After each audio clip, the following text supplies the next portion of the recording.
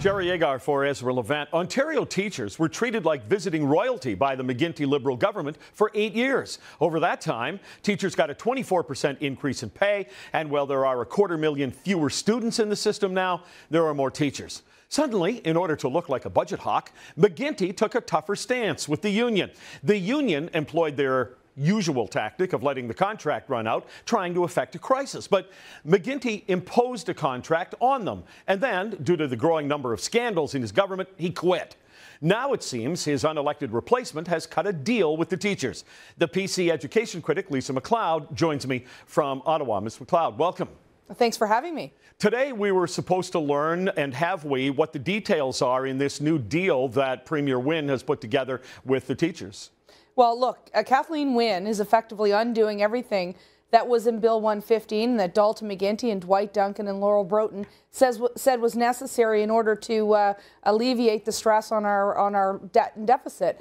She's effectively turned around over the past period of months, said at one hand that she wasn't going to reopen negotiations and contracts, and secondly that there would be no new money, and we find that now to be completely false. We know that there is going to be new money. We expect that the retirement gratuities alone will cost in the neighborhood of $63 million, and secondly, we know she's reopened the contract. So she hasn't been forthright with the parents of this province, parents who expect, by the way, that their kids are going to have a fully operational education system. But unfortunately for Kathleen Wynne, parents aren't buying that there's no new money. And if anybody does continue to say that there's more money, that this isn't any more money, I'd have to say to them that I have a power plant in Mississauga to sell them, because quite frankly, this government is getting more ridiculous by the second. Well, there's more ridiculousness to come. We'll see a clip in a moment from Kathleen Wynne talking about fiscal responsibility. But first of all, the operational budget of this province has exploded over the past 6 or 7 years.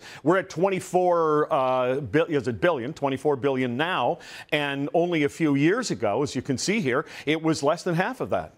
Well, you're right. And not only that, we've also seen a steady decline of students actually enrolled in public education.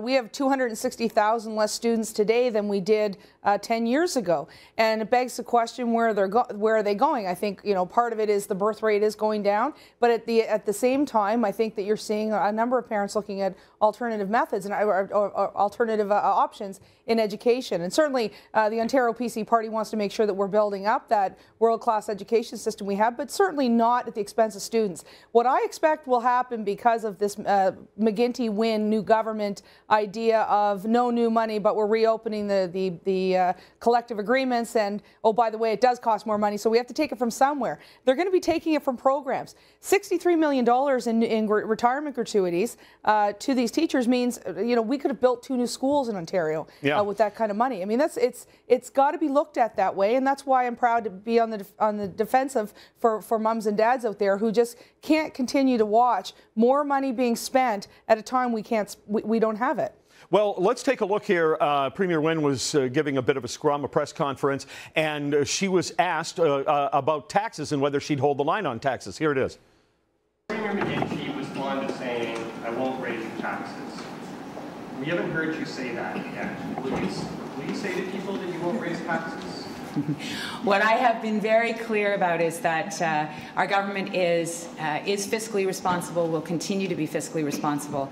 So we're going to bring in a balance, a budget that is fiscally responsible and provides for, improved fairness in society.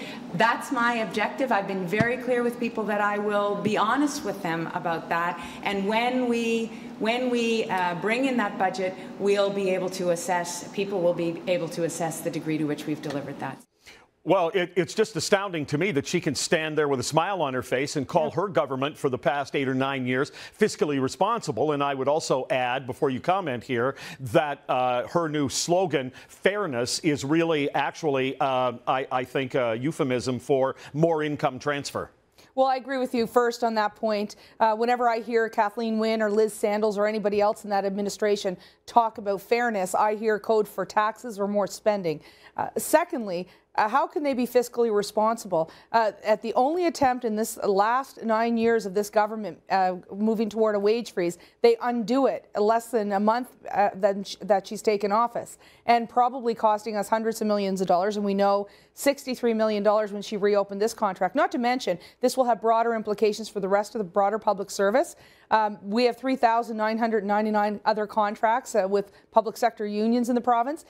Don't think for a moment that they won't be going back to Kathleen Wynne and saying we'd like more money. Wait a minute. How many contracts? We have 3,999 other contracts in the province of Ontario. We don't have very much government, do we? Well, not at all. No. You know, if you think of it, but let's also take exception to the fact she says she's going to be honest with the public, because she has promised us as parents and as MPPs that she would not have reopened those collective agreements. It was one of her campaign promises. Right. She also promised there would be no new money here, and now we know she's broken that promise as well. And this is just in the education sector alone. Right. So I think this Premier has a real problem with the truth. I appreciate your time. Lisa MacLeod, thank you. Thank you, Jerry. It's always a pleasure.